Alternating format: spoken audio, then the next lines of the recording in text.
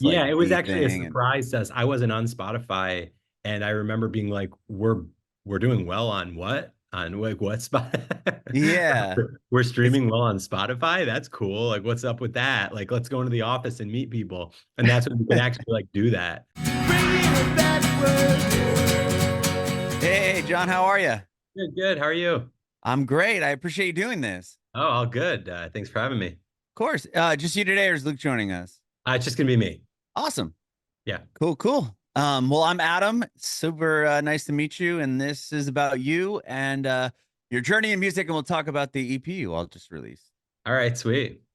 Sweet, sweet, sweet. So, via the internet, I did read that you're from upstate New York originally. I True am. Yeah. story? I am. Okay. Yeah, I'm from a small town called Niskayuna, outside of Albany, New York.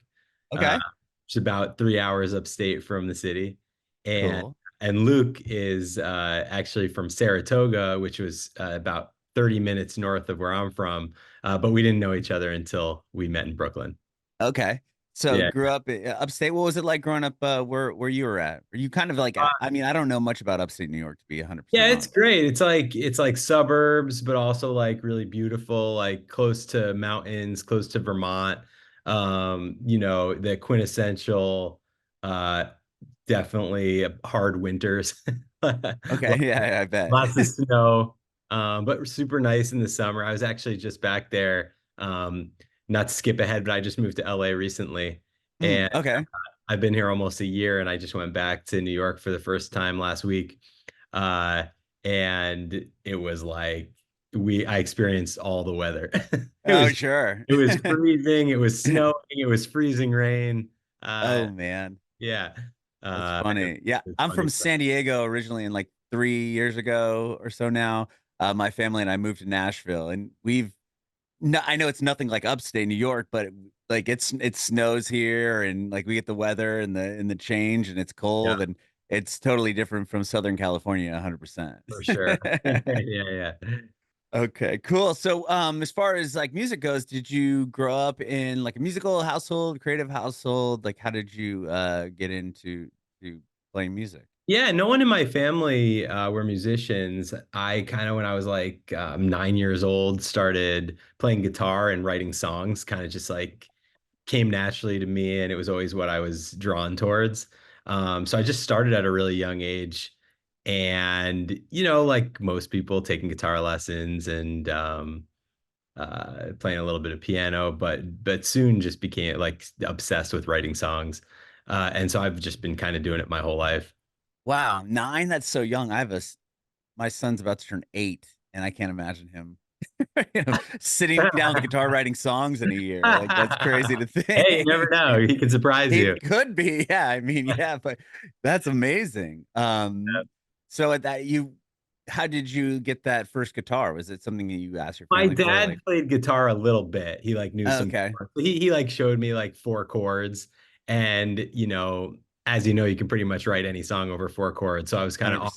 the races, and then started taking guitar lessons to learn more than four chords. But Nice. yeah, that's kind of yeah. My parents were both really into music. There was always music playing in the house, and my mom was a huge fan of the Beatles and lots of really great songwriters that I was exposed to really young. So yeah, they weren't musicians, but they definitely were. It was I would consider it a musical family. But what about? I mean, it looks like you have a painting behind you. You a painter as well? So this is actually a fully furnished sublet I'm in. Oh, okay. However, I I was gonna did say, paint that painting. no way. That's amazing. I also paint. So yeah, Anyone in your family like a fine artist like that? my mom is. Yeah, Oh, cool. my mom went to college for art history, and then she was also an artist, and so she kind of I definitely inherited that bug from her. But yeah, I don't know. Here, I'll bring it a little closer. You can see. Yeah, I'd love to see it.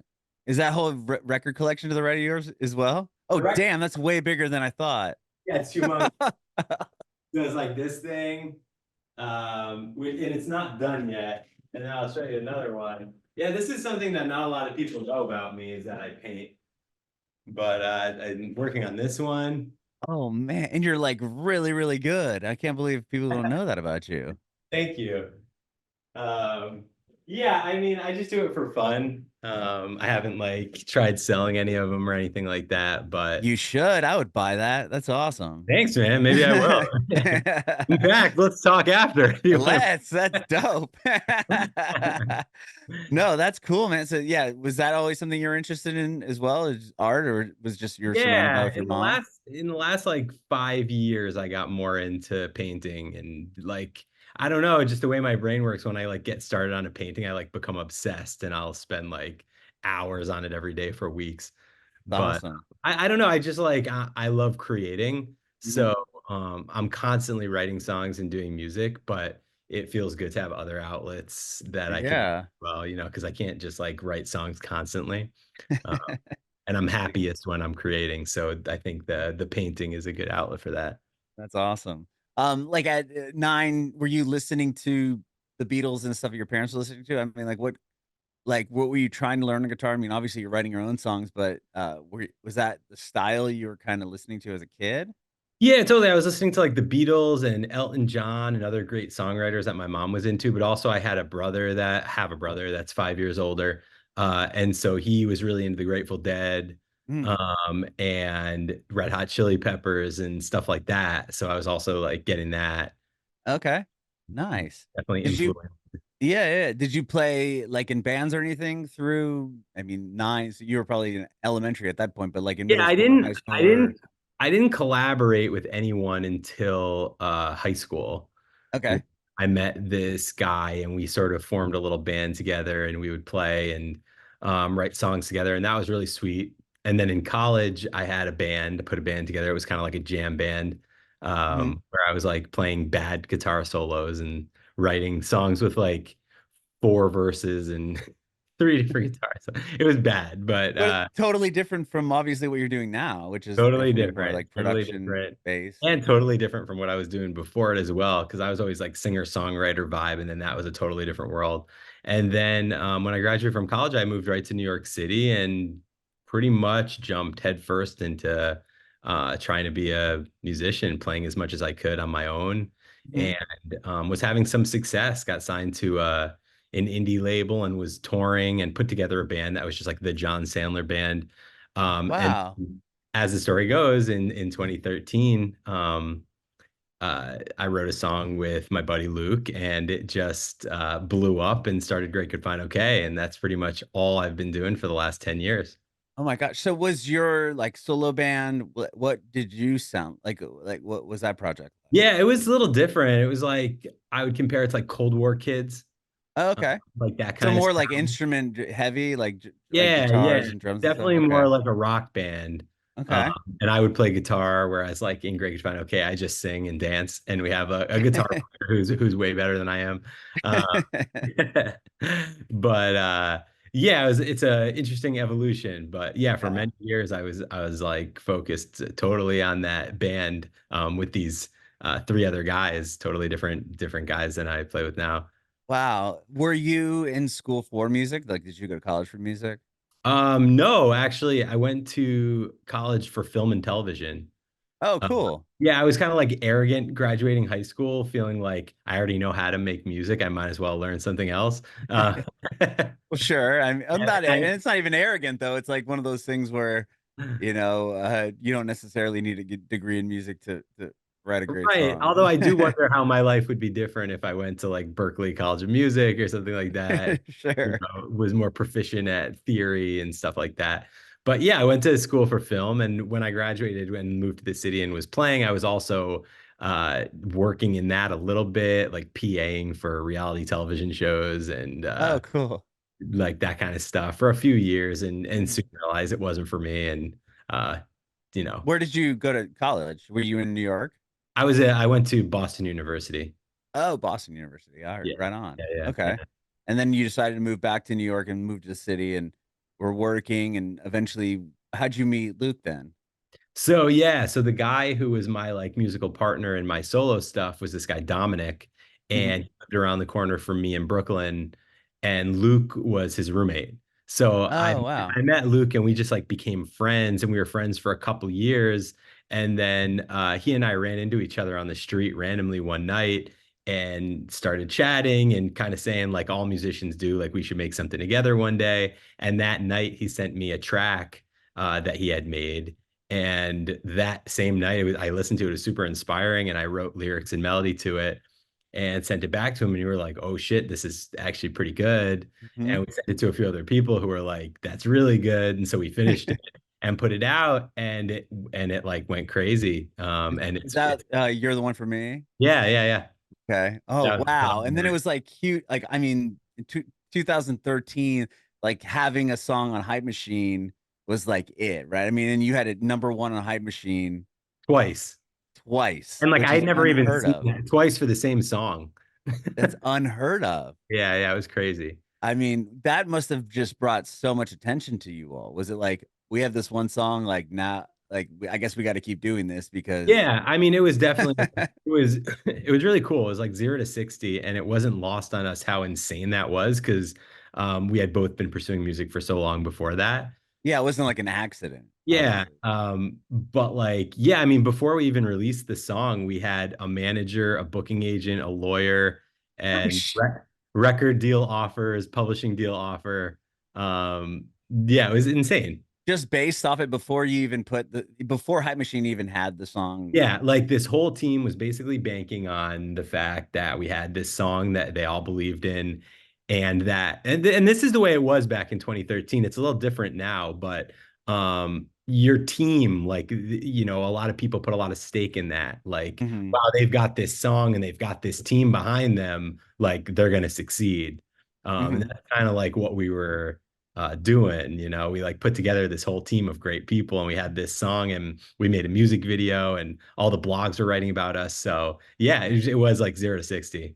Oh my gosh. So once that starts happening, and it does 0 to 60, did you have other songs that you were working on, like just noting, like, oh, we did this one and it's awesome, we love it, and obviously other people do. Let's continue. Is that kind of how Great Good Fine Okay like became, or was it like we have this song, all this attention, now we really have to No, pursue we this? had already started writing more songs Okay. before we knew it was all going to happen because we were so into that first song we wrote. We just started writing more. And so, like the song Not Going Home and the song By My Side and the song Say It All, the four songs that were on our first The CP. first EP. Yeah, Okay. those were all like we were working on those. It wasn't Oh, like, okay.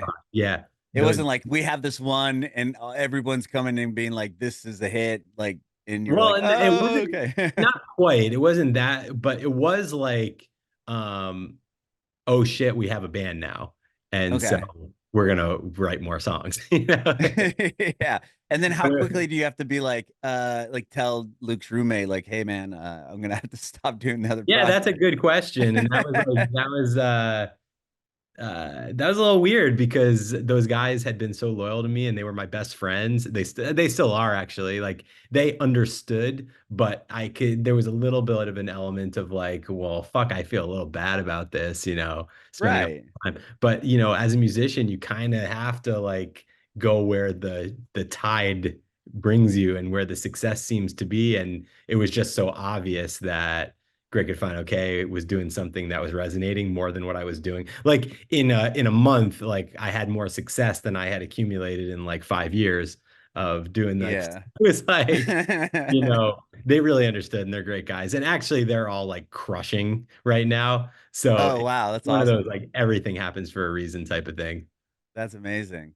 And Yeah. so you put that out, and were you said you had a booking, everything, and were you touring right Yeah. after that? So Like we after played that our song? first shows ever at South by Southwest.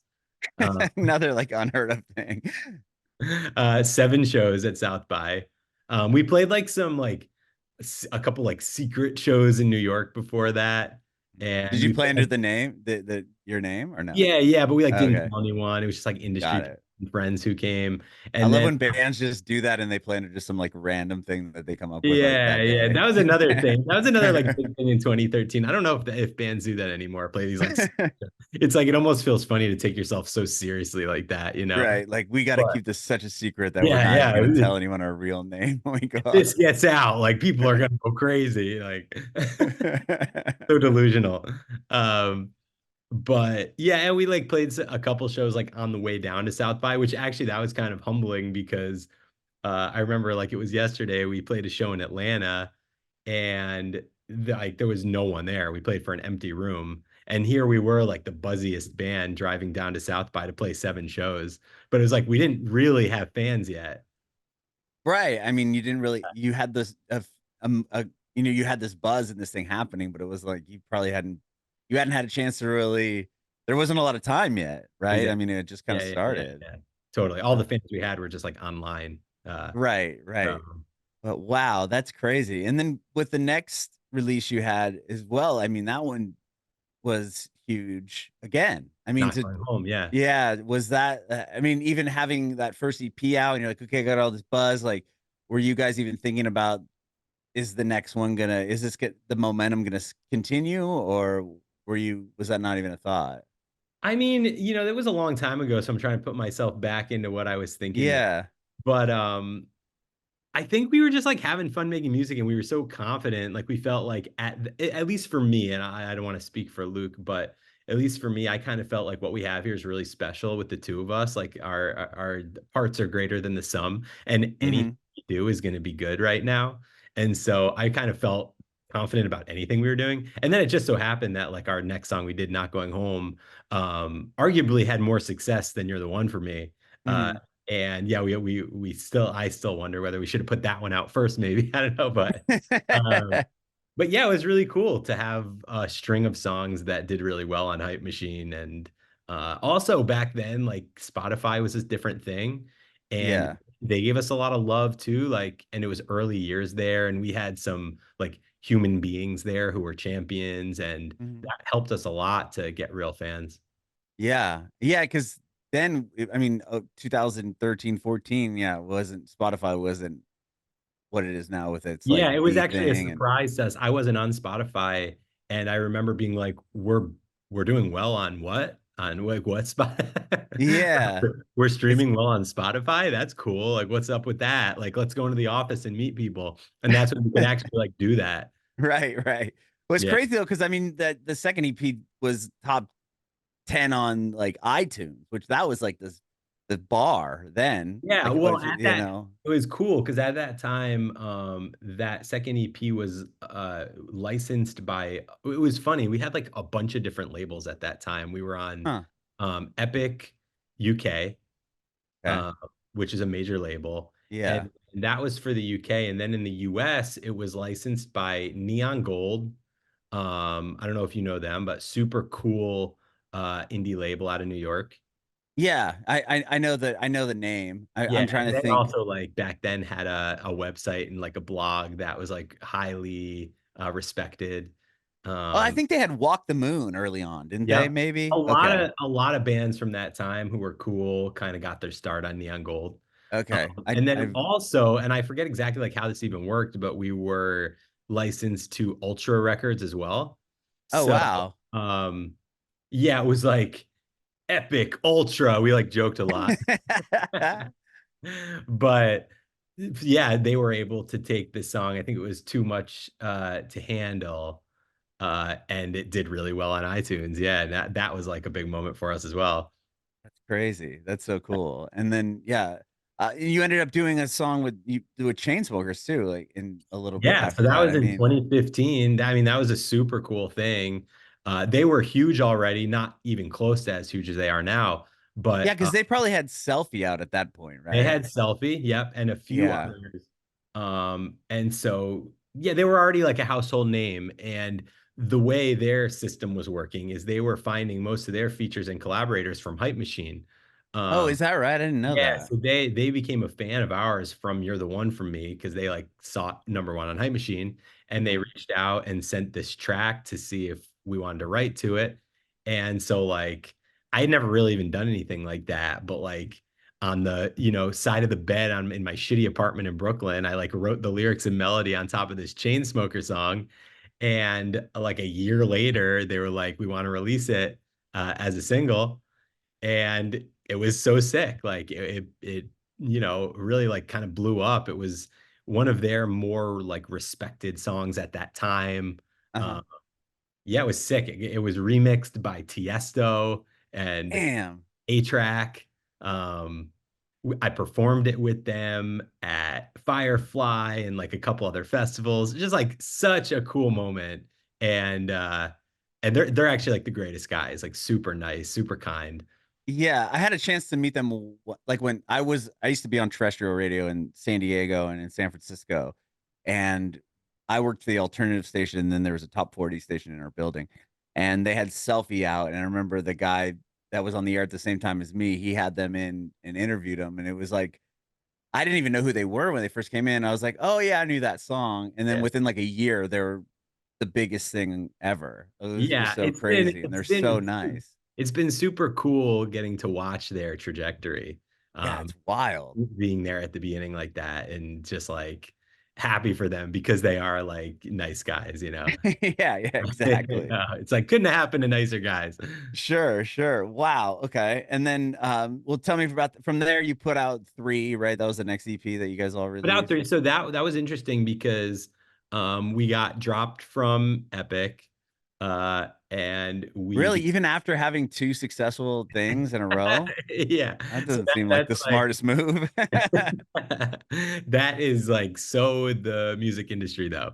Like Okay. really like for no rhyme or reason. It was like our person there was leaving. It was like a change of stuff. It was like it was one of those stories where it's like who the hell knows what happened. But Right. we didn't want to pick up our next thing. And all of a sudden, after all that kind of having the major label machine behind us, we were Mhm. independent for the first time. And so the first song we released as independent artists was Take It or Leave It, Oh, no way. which crushed. Yeah, that song is huge. That's And it crazy. streamed better than any of the songs before. Oh my gosh. So And then, and that was independent. So that was you owned everything on that song. yeah, well, not only that, and this is a kind of a long story, but industry people love hearing it because it's like insane. Um, Epic was when they dropped us, they were going to give us a parachute payment of a certain amount of money as like I guess that's what they do. I don't know. And I had the idea of like, why don't we not take that and like give us our masters back? And I forget if it was our lawyer or our manager, and they were like, they're never gonna do that. Like, that's insane. But Yeah. but we'll ask. And they did. So Wow. we own all of our masters from the To beginning. even from the beginning. Oh my gosh, that's Yeah, like that is so unheard of, especially with two successful EPs prior to be like, yeah, whatever, we'll just give them back to you. yeah, totally. Wow. So that was really cool. We owned those. And then it was like, as the universe working, we got a huge sync like right after that happened, which paid us as much as that parachute payment would have paid. Oh man, what was the sync for? It was for Pellegrino. Okay, It was and like with just one it was just like an online ad. crazy. Yeah, yeah. And so obviously working independently, you put out three, and it's again another hit. Yeah, so we put out three. It was like super, all the songs were really well received. At that time, we were touring a lot, and Was it all the hard songs. to navigate all that? Now you're like, was not having the label support and all of that, was that a lot different? Not When you did really, that because we release? were lucky enough to have a great manager Mhm. at the time and a great like booking agent and lawyer and everybody. So they really helped us navigate. Honestly, in our experience, a label is good for paying for stuff, which is important, music Right, videos and that kind of stuff. And of course, sometimes they can like get you some elevated opportunities, but mostly a label's just a distributor, right? So right, they're going to put the songs out. And nowadays, there's such great label services that pretty much do the same thing. right. Yeah, they just give you kind of now more of a name recognition and maybe, you know, a Spotify Right. So editorial to answer your playlist or something question, like that, maybe. yeah. So to answer your question, like it didn't really change much, and if anything, it just gave us like more flexibility to do what we wanted to do, which worked for us, Mhm. especially because like we were touring and you know paying for that stuff all ourselves and making our own merch and just creating the GGFO vibe that we wanted. So Yeah. that there's not a label really that's going to help you with that. Okay. Yeah, 100%. And then, did you do the fourth one as well independently, or did you guys get back on the So record label then at that the point? fourth one, we decided to switch it up and we signed to a label again. Okay.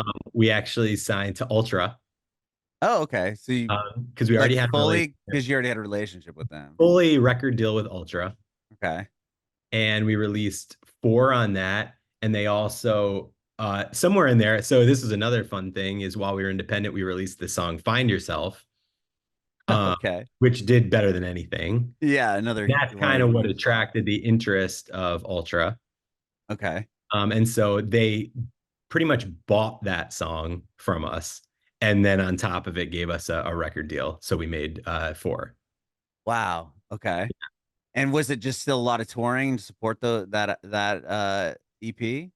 Yeah, I mean, we were pretty much doing like two tours a year, and some festivals and this and that, and building our fan base that way. Hmm. Uh, but And yeah, and kind of after that, I mean, you put that on 2019 and then the pandemic hits. yep. So that changes what everything. And then you out of the pandemic is when you put out the album, right? The Yeah, so right before the pandemic, we actually played some shows in China. Oh And wow. we played six shows in China that all did like amazing. It's a long story, but I'll just like leave it at that. And so after that, we were like in the process of planning more international touring and more Asian touring. And then Yeah. the pandemic happened and just kind of shut everything down. So during the pandemic, we just continued to write and record and then released five kind of at the tail end of the pandemic, right Hmm. before we did another tour, a little too close to the end of the pandemic, like 2 years ago. Hmm. Um, and uh, and then When you said a little too close to the end of the pandemic, was it just harder to tour or people weren't like okay to come when out? I say a You little too know? close, I mean it definitely affected ticket sales. It definitely like there Yeah. was still like COVID vibe in the air. Like 25% of the people were wearing masks at the show. It was like Got it. it was still that kind of vibe. And you have So obviously like dancey songs, so people aren't gonna just be like right, right, vibing out. They're gonna right, want to be close and right. having a good time. And also just for the full picture, we released five again independently. Oh no way. Okay, so Yeah. Left, pandemic causes like ultra's gone again, and left then Ultra, and now we're independent again. Release the EP Great Good Five Okay. Um, also had songs in it that are doing great. Are like two of our most popular songs right now. Um, So Far So Good and Could Be Us are in like our top five on Spotify. hmm Those are doing well. And so yeah, and then we about a year and a half ago decided to we that's the thing with us. We keep trying to like um change it up, yeah, yeah, like in this industry, that's just a good idea. So we signed again with a label with and Network, right? with Network, and I love them. We've done a lot of work with we them. really love them. They're great, great people. Um, and yeah, just a good company. And so we're signed with them for 10 songs, and we just released the first five as an EP and Rad. about to do a tour on the West Coast. Yeah, Uh, you have a geographer's opening for you. yep. Yeah, Geographer in he's great. Seattle, Portland. I've Oh yeah. when I worked in San Francisco, for the radio station, we'd always have he played so many shows for. I think you're doing pop scene, aren't you? Maybe. Yeah. Yeah, which is Aaron Axelson Okay. runs, and he was my boss at Live 105 in San Francisco, and Oh, that's sick. his thing. It's a such a Nice. rad club. Awesome. Um, but yeah, so Yeah, yeah, we you have love Geographer. We actually one of the songs on the EP we just released, "Will We Make It?" He wrote with us, really, and so we became friendly with him. And then when it be like, yeah, it came to us that it was a possibility that he could open it for us. It was like a no brainer. yeah, that's Yeah, awesome. That's really awesome. When did you move to? You said you moved to LA like a year ago. yeah. Last May. Why did you decide to head out the West Coast? Yeah, so I had been living in Brooklyn for 18 years. Oh man. I was like basically the mayor of Brooklyn at that point. And I absolutely love it there. I'm like literally thought I would never leave. I wanted to just like that was my dream to just stay there forever. Mhm. Uh and then Luke moved out here a couple years ago, and the rest of our band moved out here, and then slowly like every musician I knew moved out here. Uh, and I started wanting to get more and more into writing songs for other people, Mm. and doing the whole like sessions thing. And that's just not happening in New York, and it's all happening in LA. So yeah, it just felt like the right move. So, but your band was already a lot of everyone had already kind of came out there beforehand. Were you guys writing? How were you writing songs? Were you doing the Yeah, for about Dropbox a thing? year. So Luke and I were in Brooklyn together for like most of the duration of the band. Yeah, and then he took off before When he you go took to. off, yeah, we were doing everything remotely. I was booking a lot of trips to LA, but that was like getting expensive. And yeah, it got too much and I gave in and Now you're made the there. move. But I don't regret it. It's pretty lovely. That's As you cool. know, from being from San Diego. Yeah, yeah, no, it's great. What was like so now well, I want to talk to you about this the EP you guys just released. Okay. When did you start working on that? And then I'm curious to hear about, writing with other artists. Yeah. Yeah, we started working on the CP year and a half ago about that. And all the songs were pretty much written in LA together. Oh Um, wow, it's just with you traveling back, or had you some of moved at them that with point? me coming to travel, some of them were really fleshed out once I had moved here. Hmm. But yeah, we just were like, um for this EP, we were more interested in more collaborations with other musicians and kind of expanding our sound. There's a lot of like yacht rock influence on this EP, which Okay. is like that's Luke's favorite type of music. His favorite band is Steely Dan. No way, that's so And funny. so, you know, we've always made this music which did feel true to us in this like synth pop world, but Hmm. I think it was fun for Luke to kind of spread his wings on the music that he loves the most.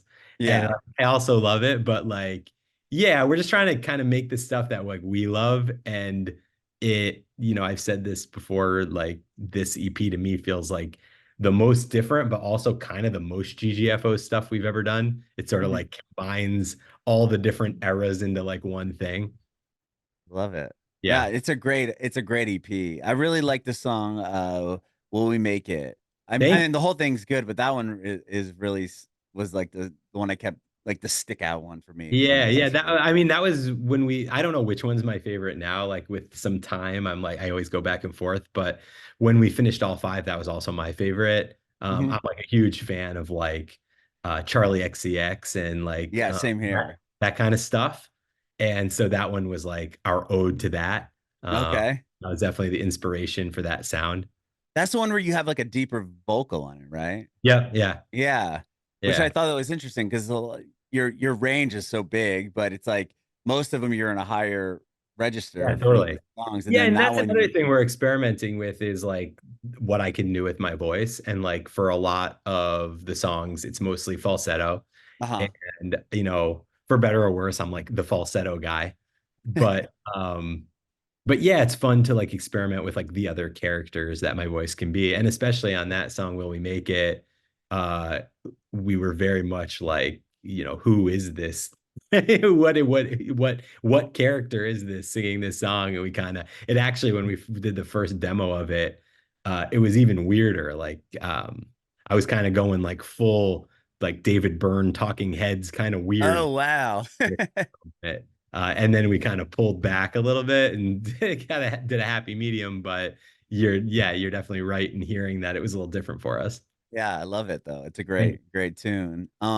And then yeah, like we said earlier, you're doing the tour with Geographer on the West Coast, which is gonna be awesome. And Wingtip as well. I don't know if you know Wingtip. Who's Yeah, so tell me about Wingtip. Geographer's with us in San Francisco and Portland, and then this guy Wingtip is with us in LA. LA. Wait, what did I say? Seattle and Portland is where Geographer is with us, and in San Fran and LA, Wingtips with us. Oh, And okay. yeah, he's just sick. I don't know.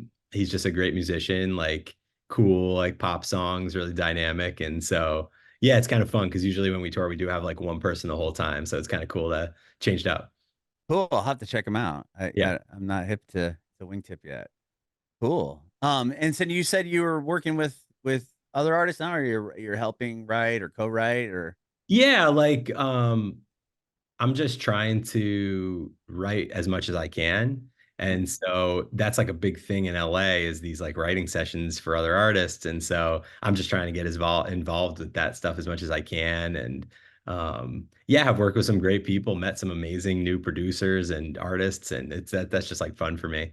Is it like it must be like a different hat. You're going because you're going in not thinking, okay, this is gonna be for my project. Is that 100%. Yeah, it actually is. It's funny you say that because I was just thinking about that recently. Like going in and writing for someone else, it's maybe even it's easier for me maybe because really? then we've started making the next batch of Great Good Fine Okay songs, and I do kind of have to take that off and put a different hat on because it's like, oh, now these are about me and it's my voice and like what do I want to say and Mm. like what am I feeling?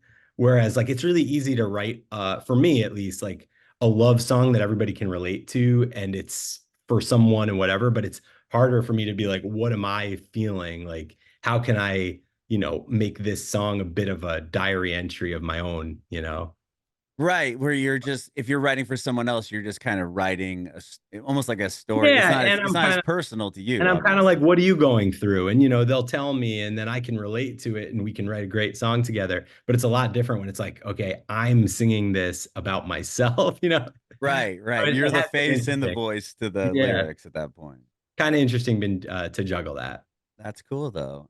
Is it the same like are you writing in all genres? Is it usually like mainly pop or Yeah, no, all genres. I love it. I have a project with a close friend where we are producing and writing hip hop tracks no way. and That's R&B awesome. stuff and a lot of like rap features. This thing called Young Sob, which Cool. has been another like really fun outlet. And no, it's awesome. I love writing in all the different genres. That's cool. You got a lot going on, John. I appreciate I got a your lot. I got a lot going on. I'm trying a lot of logs in the fire. yeah, and you had time to hang out with me, which I really, really appreciate. Yeah, Um, and again, thank you so much for doing this, man. of course, man. I have one more question for you. I want to know if you have any advice for aspiring artists. Yeah, I mean, shoot, it's funny because obviously I've been asked this before, and I feel like my answer kind of has evolved with what the music industry is doing. I love And it. if I had to give advice now, I would just say like, uh, don't get discouraged by all the noise of the numbers and TikTok and am I doing good on TikTok? Am I getting the Spotify playlists? It's easy to get bogged down with that and get discouraged. And I've even seen close friends like talk about wanting to quit because all that stuff is dragging them down. It's like, no, like you're thinking about it wrong, because at the end of the day, it's got to be all about just make great art. Mhm. Um, and enjoy the journey. I guess that's what I would say. You need to like enjoy the journey. Like if you love writing songs, like enjoy writing it and don't think about what it's going to do when it comes out more now than ever. You cannot bank on something like doing well on Spotify or like, hype machine's not a thing. Like you can't Right. you can't pray for a hype machine number one. Like you just got to kind of put your head down and make great art. And if you love it, chances are other people are going to love it. And, you know, kind of have faith. That's I it. love it. Bringing it backward.